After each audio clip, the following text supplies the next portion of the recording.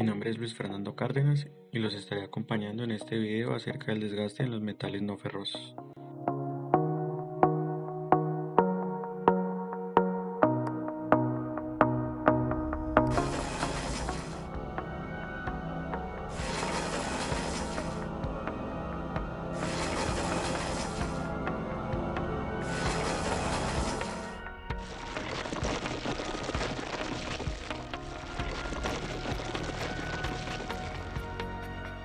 La tabla que se muestra a continuación muestra algunos valores típicos de coeficientes de fricción para pares de materiales que se encuentran comúnmente. Un factor importante que afecta la adhesión es la compatibilidad metalúrgica entre los materiales en contacto. La compatibilidad metalúrgica entre dos metales se define como la alta solubilidad mutua o la formación de compuestos intermetálicos, es decir, que los metales deben ser insolubles entre sí, no deben disolverse un material en el otro ni formar una aleación con él. La figura que observan muestra una gráfica de compatibilidad de los metales usados normalmente según sus categorías. Los círculos con puntos indican metales metalúrgicamente compatibles, es decir, no aceptables para el contacto con deslizamiento. La cuarta parte de un cuadrado oscuro indica parcialmente compatibles y un medio círculo oscuro combinaciones de parcialmente incompatibles. Los últimos son mejores en contactos de deslizamiento que los primeros. Los círculos sombreados por completo indican pares incompatibles metalúrgicamente, en los que se esperaría mejor resistencia al desgaste adhesivo que en cualquier otra combinación.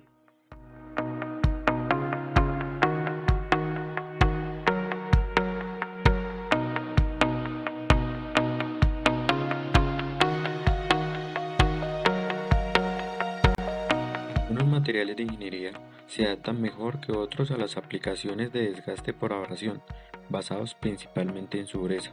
Sin embargo, hay que tener cuidado, porque junto con la dureza por lo general viene la fragilidad y por consiguiente su resistencia al impacto o a cargas de fatiga podría ser menor que lo óptimo. La gráfica muestra el efecto de la dureza sobre la resistencia relativa al desgaste en algunos metales.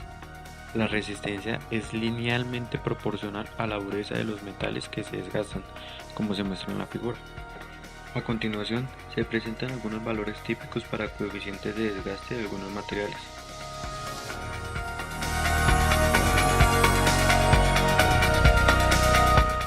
Mientras que los aceros y otros cuantos materiales más muestran un límite de resistencia cuando se cargan a la flexión o axialmente, ningún material en general tiene una propiedad equivalente cuando una carga produce fatiga superficial.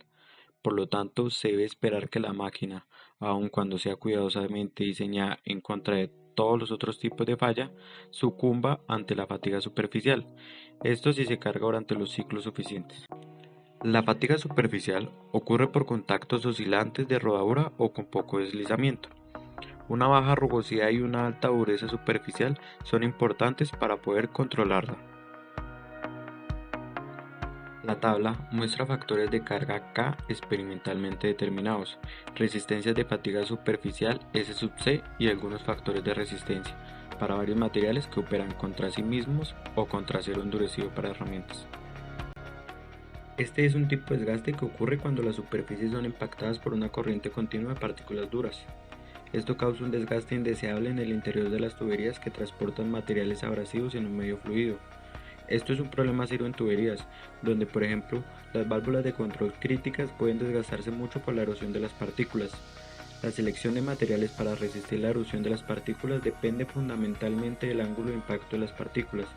Si el flujo está en un ángulo bajo a lo largo de la superficie, el proceso está relacionado con el desgaste abrasivo, y las superficies más duras brindan una mejor resistencia al desgaste. Si el flujo está más cerca de estar en ángulos de combate con la superficie, entonces existe la necesidad de elasticidad y resiliencia en la superficie para que las partículas reboten con el mínimo daño superficial. Dado que la elección del material es sensible al ángulo de aproximación de las partículas, generalmente es deseable, en el caso de las tuberías, utilizar materiales de revestimiento diferentes en las curvas a los utilizados en las secciones rectas de la tubería. En la imagen vemos algunos valores para la resistencia a la erosión relativa por cavitación.